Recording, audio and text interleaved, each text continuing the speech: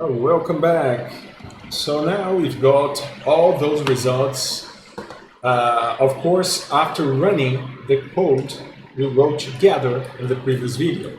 So if you guys don't remember the code from the previous video, just go back, watch it, and then you come to this last video, okay? Before going to the details on our results, which are shown here, I'm just going to go back to our code and just tell you that there was a small mistake here. I wasn't summing up 1 every time our classification was correct. I wasn't summing up 1 here, so I was summing up 0, and that was my mistake. Sorry, guys. So I should have summed 1 instead. So I just modified our code to sum up 1. Okay, that's all actually. And by the way, I also decided to run this code, this tune function, using less possibilities. So I ran using a cost equals to 100, gamma equals to 0.1 and 0.5, degree equals to 2 and 3, and coefficient 0 equals to 0 or 0.1. Of course, 0 is going to bring a homogeneous kernel, and 0.1 is going to build up a non-homogeneous kernel. Okay, so I just saved that and ran it. After running, I've got those results over here. Please, guys, take a look. If I consider a linear kernel, that was the accuracy obtained. 0.80, okay. For cost equals to 100, and of course for the linear kernel, we do not have the other parameters. Polynomial kernels are in here, as you might notice. Of course, we've got some accuracy like 84, 84, 87, 92, 80, 80, and 100 and 100 here. Those were the best solutions. And I just want you to think why they were the best solutions. Okay, just let's try something else. The radial kernel using gamma equals to 0.1 and 0.5 also provided accuracy equals to 100, equals to 1. And the sigmoid kernels were kind of similar to the linear kernels. So I'm just going to consider this scenario over here, those two scenarios. If you consider the polynomial kernel, the third order polynomial kernel, using a coefficient 0 equals to 0.1, that was our best solution. Why? We're going to discuss that. Take a look at gamma. Gamma makes no real difference. Of course, if it's set as 0.1 or 0.5, there's no big difference. But actually, the degree makes a great difference. Degree and coefficient 0. What's going to happen in this scenario? How is going to behave my feature space? My space after applying the kernel? You know what? My third order polynomial kernel is going to behave like this every time I perform some dot product in between a vector xi and another xj. If you guys remember, this is what happens in a linear kernel. But in our case, instead of performing that linear dot product, what's going to happen is we are just summing up some coefficient 0 and powering this to the third order. So that's our third order polynomial kernel.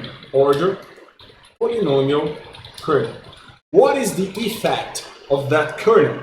in our original space. Consider we have some vector x composed by two elements, two scalar values.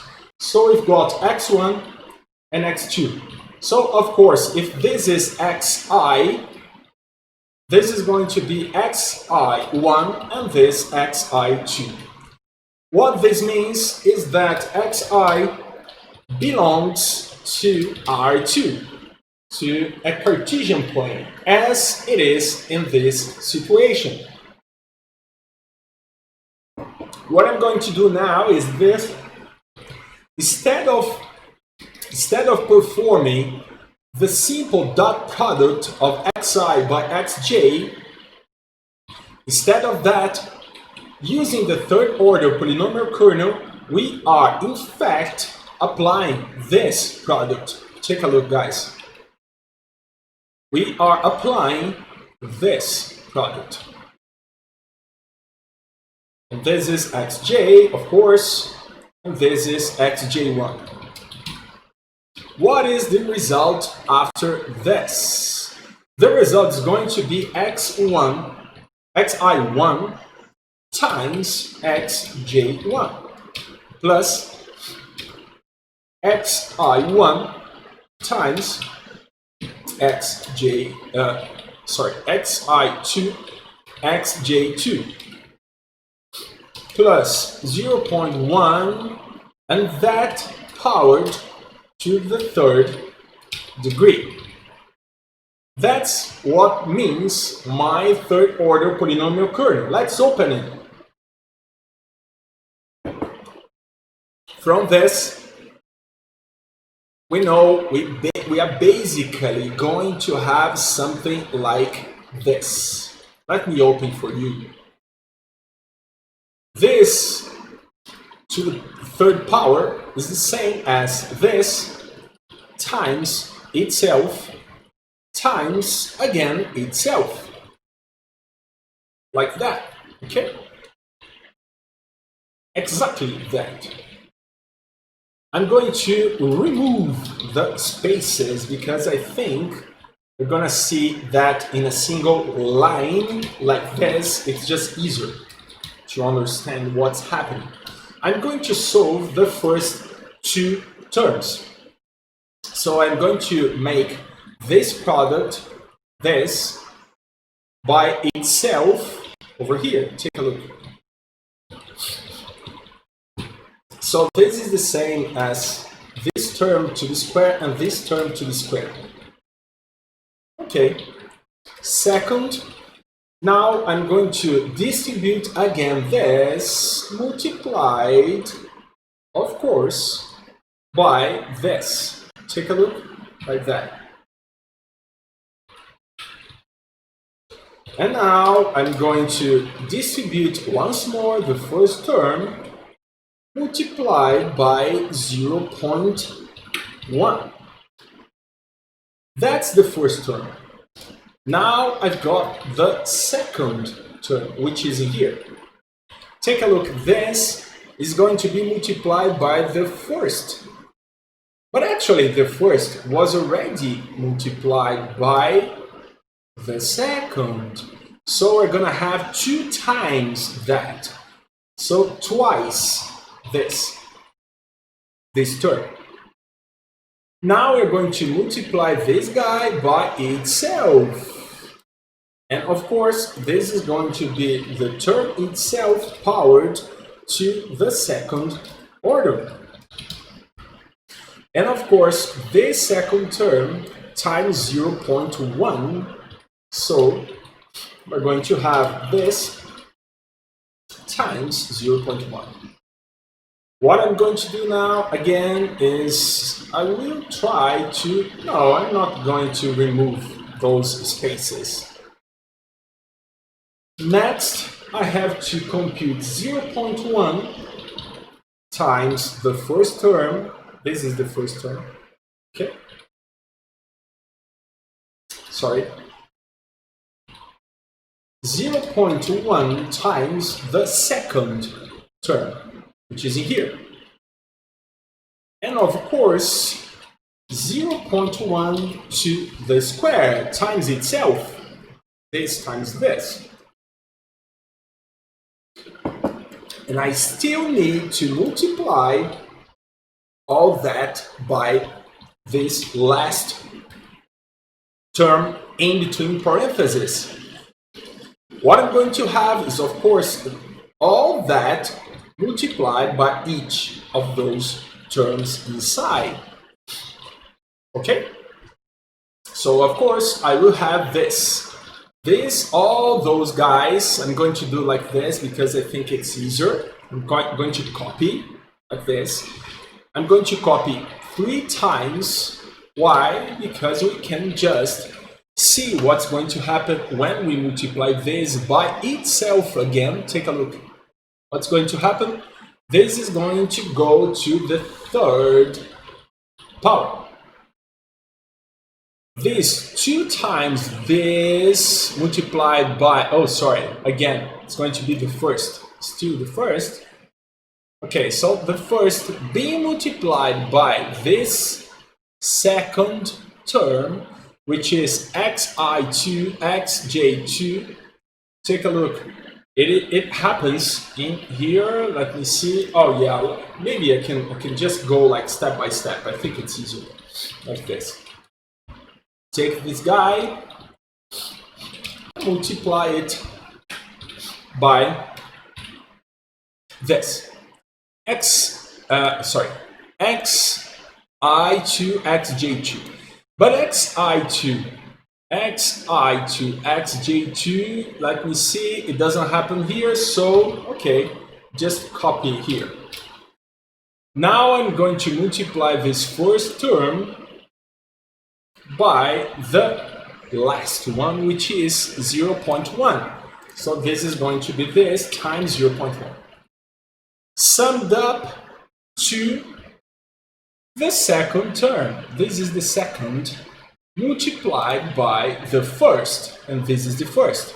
xi1, xj1. But xi1, xj1 happens here, so this is going to be to the square. Okay. Plus, again, the second term times the second here, xi2, xj2. xi2, xj2 also happens in here, so this will be to the square. Now I take again this second term and multiply it by the last, which is, of course, times 0.1. I'm going to bring this to the beginning, like that. I think it's easier. So I already multiplied this by all 3 terms, this by all 3 terms, and I have to carry on multiplying this by all 3 terms. So I'm going to copy it, paste, and multiply again by my first term. Take a look.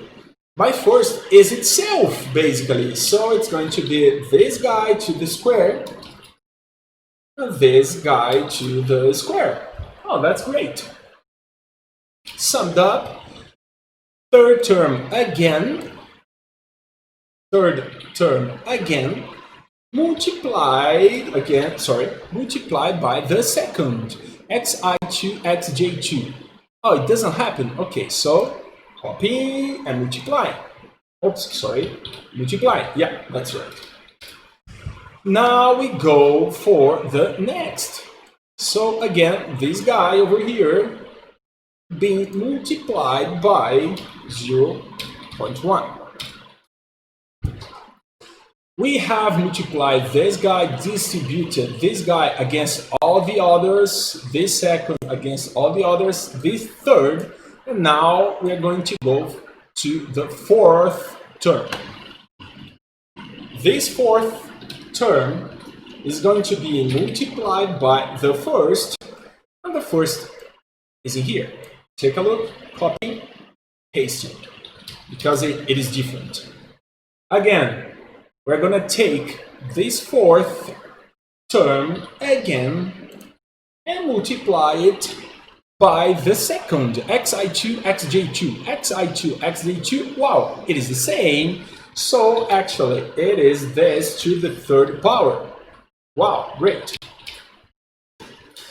And now I'm going to compute this guy by 0.1, which is my last term over here. Okay, that being summed up to, and now I have this term. You know what? I'm going to copy the remaining terms, bring those terms here, because you guys just know what is going to be the next term. Okay? Exactly like this. So now we're going to take this guy multiplied, of course, by all three terms. So I'm basically going to have this times the first xi1, xj1. So copy xi1, xj1 plus bringing this, let's bring it like this, sorry. Being multiplied by this one, being multiplied by the second, which is xi2, xj2. Oh, it happens to be the same. So it's going to be the squared term. And of course, now we have, again, this term multiplied by 0.1 to the square. Okay? Okay. Now we're going to have this term, again, being multiplied by the first. The first is xi1, xj1. So is itself to the square. Itself to the square, like this.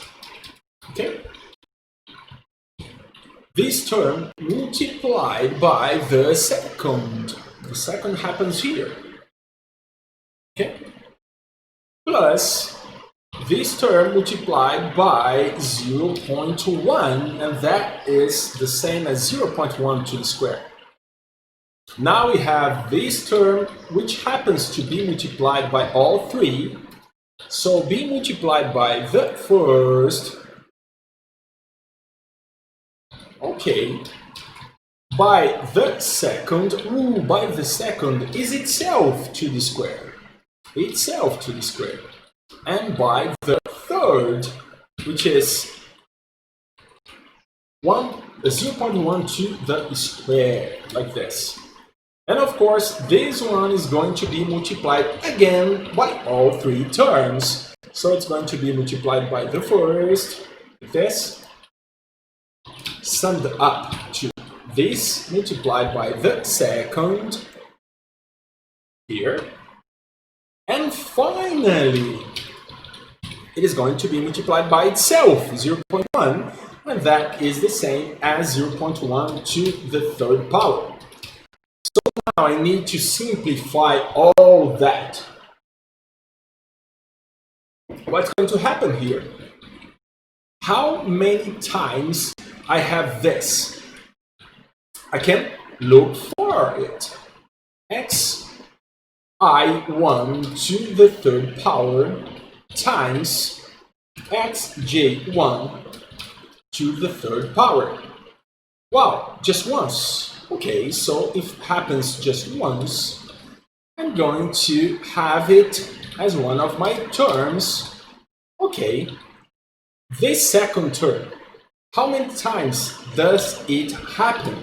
xi1 to the square, let me see, to the square, times xj1 to the square. Wow, that happens few times. Okay, let me see if that is right. I think it is.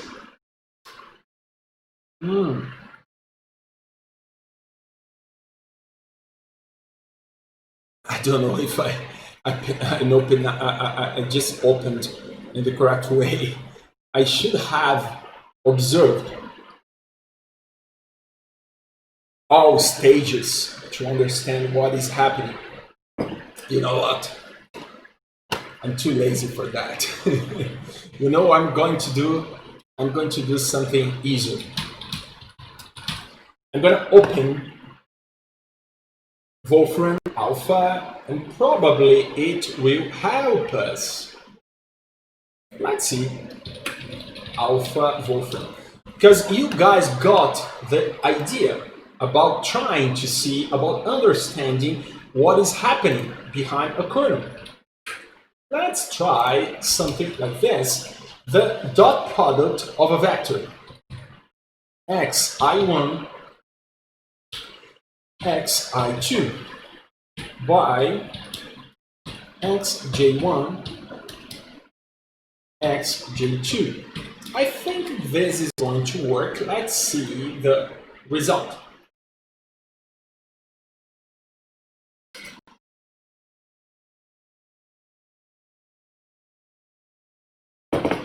No, it couldn't understand this as a vector. Let's try some comma here. Probably this is going to work as a vector. Let's see.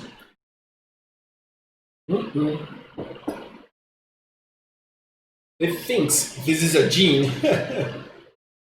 Maybe like this, parenthesis, instead of square brackets. Right? Let's see. Oh yeah, here it should be parenthesis. Okay, let's see.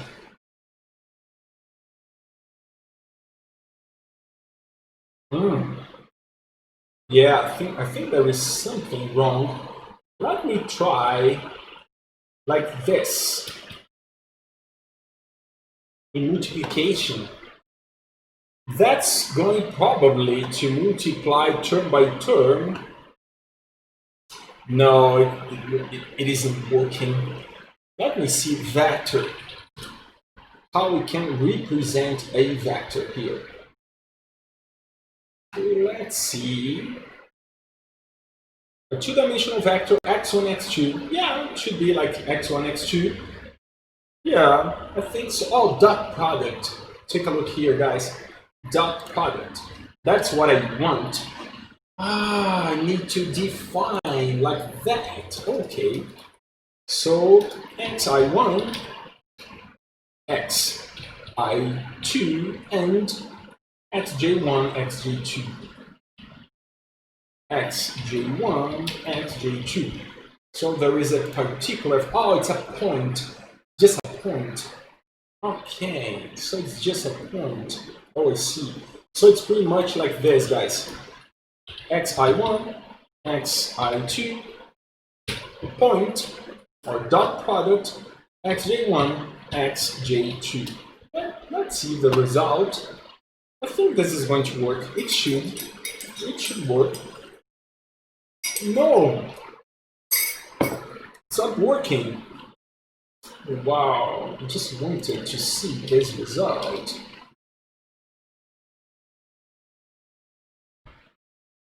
More interpretations. Yeah, it's not representing properly. Dot product. Let's try like this. Yeah, input 1, 2, 3, point. Yeah, I just don't understand why it works here, but it doesn't work there. Let me try plain text like this. I'm going to copy this. Okay. And place that over here. No, not like that. 1, 2, 3, dot 3, 4, 5. It should work.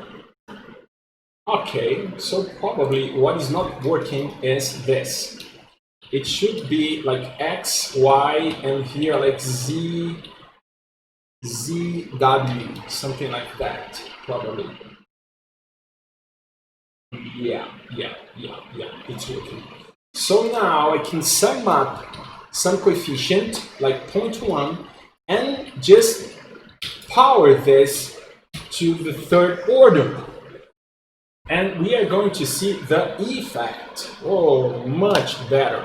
Here we can see the expanded form, and here we can see, of course, this is much better.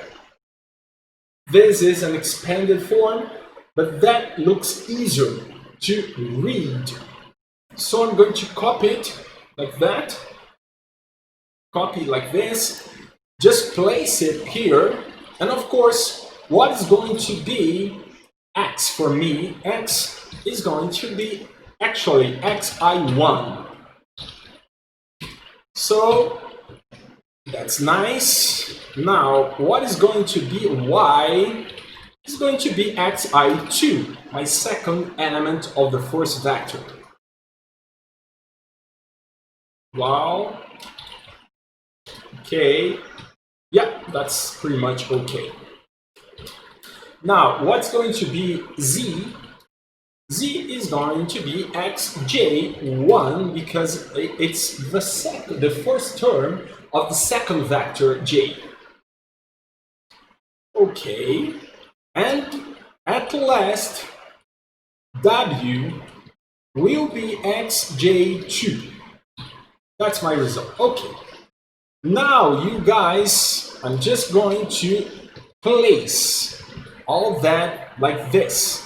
You guys know this is a sum of elements, but I want to have all those terms one after the other, because that will make everything easier to understand how those vectors are indeed multiplied by each other to compose this answer, this third order non-homogeneous polynomial kernel.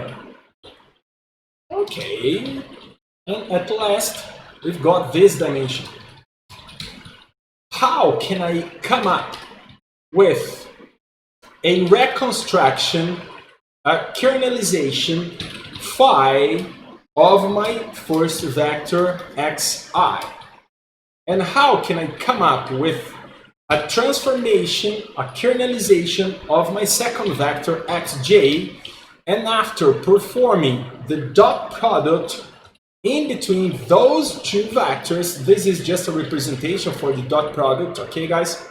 How can I perform that and obtain this result? Take a look over here. Here we've got xi2 to the third power. So if that belongs to xi, I just bring it to this vector. If this belongs to xj, I just place it in xj.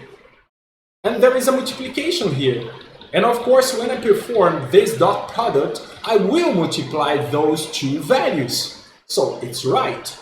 Here we've got, take a look, we've got xi1 and xj1 and xi2 to the square and xj2 to the square.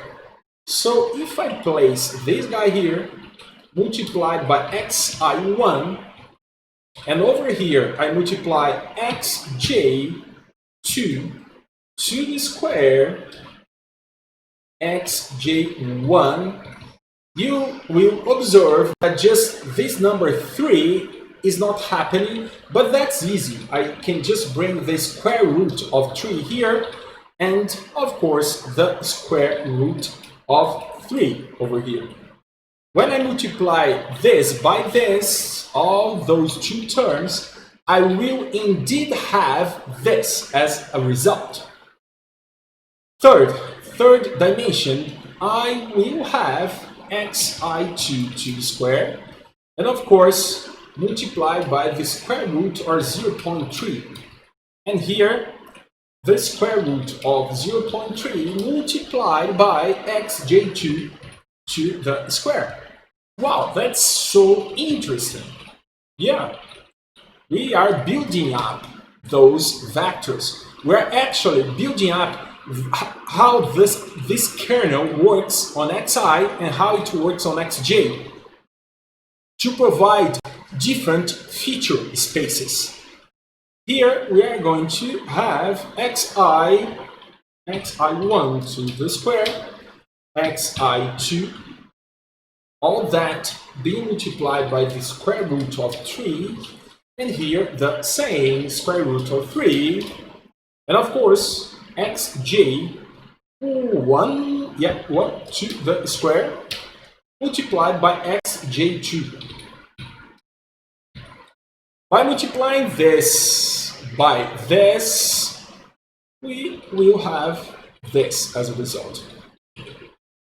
One more, 0.6 be multiplied by xi1, xi2.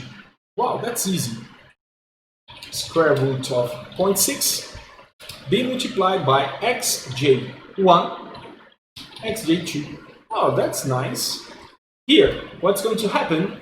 Square root of 0.03 be multiplied by xi2. And here, square root of 0.03 be multiplied by xj2. Over here, of course, we will have xi1 to the third power.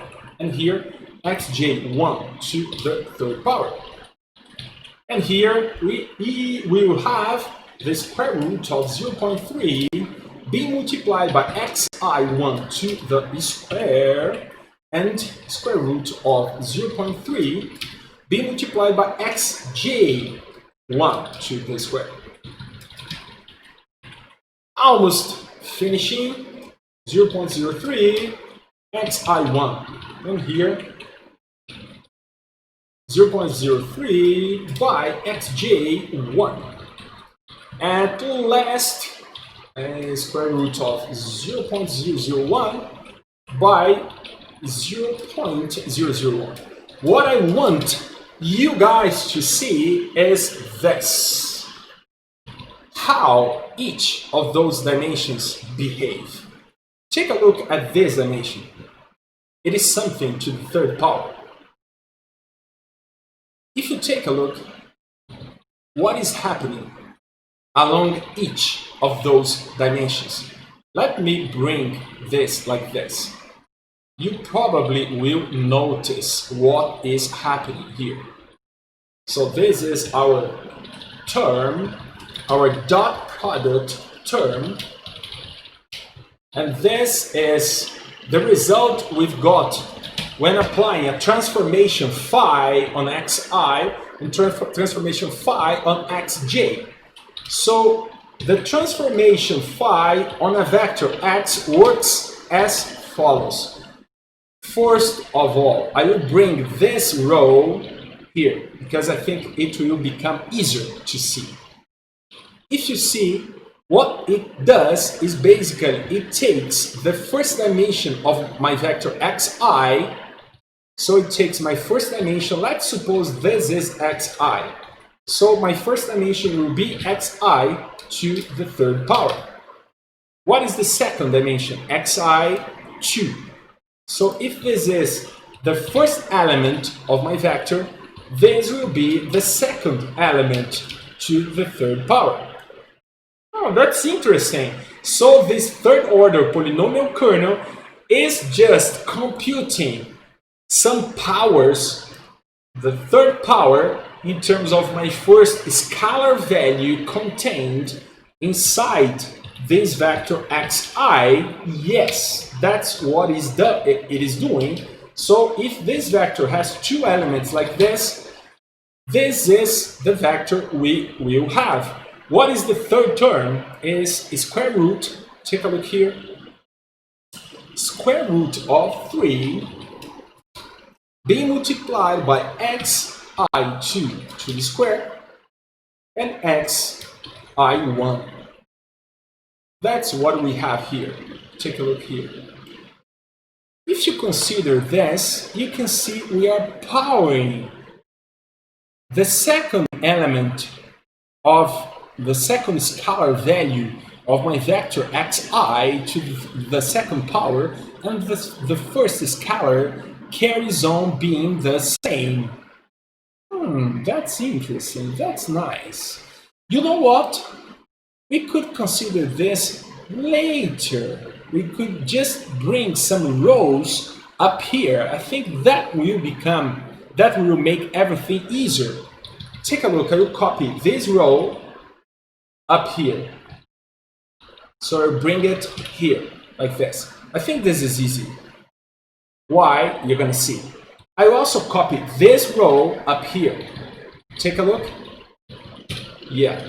Why? Because now you can see I'm computing the second order of the first element of this vector and the second order of the second element. So my vector will have this guy over here, of course, and of course it will have this other element inside the vector. That's just the beginning. I need to finish it. So I'm going to carry on over here, down here. I think it's easier. Next, what I will have. Take a look. I will probably bring this term up here. I think it's okay like this.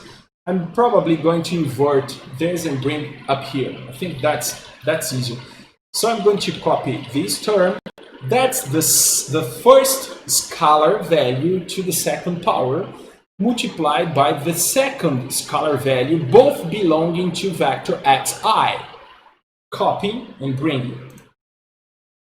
Here, the second scalar value to the second power multiplied by the first value. Copy and bring it here. Now we still have this guy, the first multiplied by the second scalar values. I have to bring down here, guys. It's just complex. I mean, so many terms composing my vector. You guys know. Then I will translate this in an easier way, at least. Okay. Next, I will have this guy. Copy, bring it. Oh, sorry. Bring it, yeah. And finally, I have two more elements. This guy over here, and then the last element, which is this guy. This is my vector. What I'm going to do with this vector now is represent it as a column vector. I think that it will make everything easier to see this as a column vector, like that. Column vector, again, column vector, again. So this is my transformation kernel. That's the kernel we are building up together. But I want you guys to see something in this situation. That's our kernel. I'm going to try to illustrate this as a vector. I think this is going to help you guys if I do something like this. Wow, that's beautiful. Yeah, I've got a column vector here, and the column vector goes up to here. Yeah, that's great. Let's see. Yeah. Don't worry. I know you are anxious. Don't worry.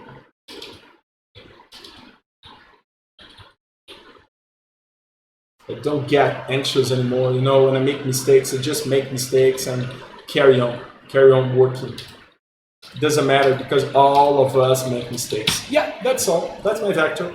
If you take a look here, what happens with these two dimensions? That's x1 from the first vector and x2 from this very same vector.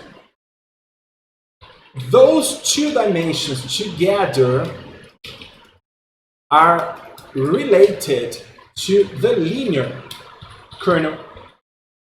Wow, that's so nice. And you know what?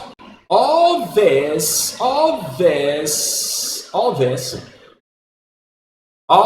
dimensions are related to our polynomial kernel, to our second order polynomial kernel. I'm going to copy like that and try to make like this. You know what? I think I should use a different symbol here. Let's use like equal, just to make more visual. This is the resultant components from the second order polynomial kernel. And those guys, wow, so interesting. Oh, sorry. This is the third order, and this is also. Let me copy those and bring here. So actually, the second order polynomial kernel is related to this. Second order polynomial kernel. And what about these guys over here? I'm going to illustrate like this. I know it's not the best illustration, but it's a tentative. Those are related to the third order polynomial kernel. So what happens when I use some non-homogeneous kernel? What is basically what happens when I decide to set coefficient 0 with a value different than 0, a value greater than 0. I will carry all previous dimensions. If I want a third order polynomial kernel, I will bring the second order together, and I will bring my first order together. That happens when I build a homogeneous kernel, a non-homogeneous kernel. So when coefficient 0 is greater than 0, that what happens? I will bring all those previous dimensions. If this guy is set as 0 like that, I will bring only the third order dimensions. Only the third order dimensions. If my kernel was like a fifth order kernel, and this is like 0, I would come up only with the fifth order dimensions. But if I have 0.1 here or 1 or whatever, I will bring the previous dimensions all together. And of course, the squared roots here will slightly change. That gives like some relevance to those dimensions. So of course, that makes a difference. In our case, this is a third order. I just suggest you guys open up this as homework. Open up these kernels here as homework. This guy for a fourth order, use Wolfram alpha. That's just easier. And then instead of using a bidimensional vector here, try a vector with 3 dimensions. Wow, that's really complex, you see. Just try this. 2 vectors with 3 dimensions. And I just suggest you guys to try this, a non-homogeneous kernel, just up to the second order, because if you go far, it's going to be so complex. So it's much more important to understand what is happening behind. You are bringing more dimensions. You know what's interesting, and it makes complete sense. I go back. My good results happened with a third non-homogeneous polynomial kernel. That is related to my best results, and the radial kernels as well. I was expecting this for the third order polynomial kernel. Why I was expecting? Because every time, let's plot for you guys. Every time I have this kind of shape in my space, let me plot with PCH20 and CEX2. Every time I have this kind of shape in which I have to cut like this If you look in terms of this cut, this is like a third order polynomial. This is similar to a third order polynomial if you do something like this. But I have to bring the other dimensions together. If I don't bring, take a look here. When I don't bring, the results are not bad, but they are not perfect. Take a look.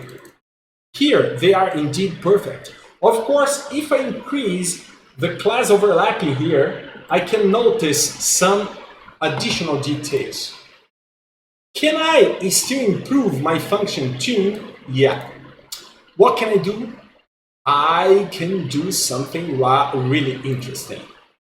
I could just define how many, take a look here. I'm just going to add up more elements here.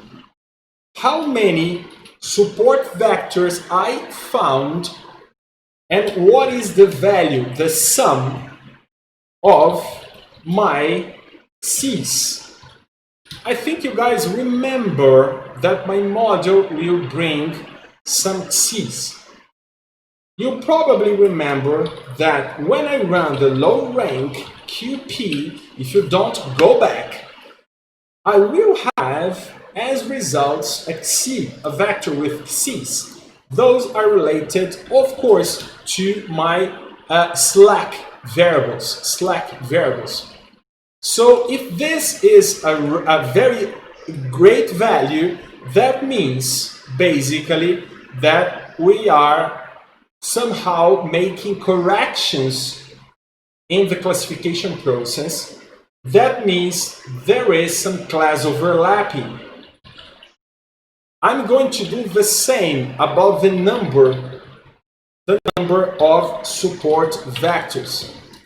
How am I going to compute this number? I'm going to do something like this. Compute this number doing something like this. What is the number of alphas? You're going to remember, if you go back, that are above the average value for those alphas. It is going to compute how many support vectors I have. So I will copy this line, this command, in all those modeling scenarios here. Here for the radial kernel, and here for the sigmoid kernel. I will also copy, of course,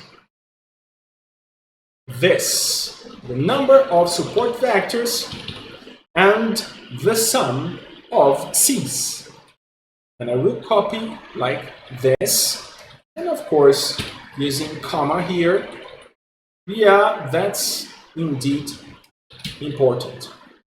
I think that's all or not. Oh yeah, I have to remove this. Yeah, that's right. Sorry guys. Going to the next kernel, I'm going to do the same like that. And of course, comma here. Last kernel is the sigmoid kernel. So yeah, that's all. That's all. Yeah. So now we can try, we can run. Of course, we have some additional elements here, which are the number of support vectors, or just SV, number of support vectors, and the sum of C's. Oh, so nice. You know what? Now I can reload my code. Oh, there is a mistake. Line 160. I don't know what's happening here. I have no idea. Let's see. This is right. There is a comma here. I'm forgetting something. I don't think so. It looks good. Yeah, I always make mistakes, you know, guys. Yeah, 158. Let's see. What is the row? 158. I don't think it is related to this. I think it is much more related to this, probably. Let's see. Now it looks good here. Going upwards. Yeah, there is a comma here. It's right. It's good. Over here, let's see. Yeah, it's okay. There's a comma, and yeah, it looks good. And finally, over here, let's see. Yeah, it looks good as well. I don't know what's happening. So, you know what? Let me see if I am close. Oh, I forgot. I think I forgot some curly brackets. Wow, how could I forget curly brackets? Wow, that's so strange. Let me see. Yeah, I'm closing here. It's right. Let me see here. I'm closing here. Oh yeah, that's right. Here I'm closing. Yeah, that's right. And here I'm closing. This is wrong. Something is happening here, guys. Sorry.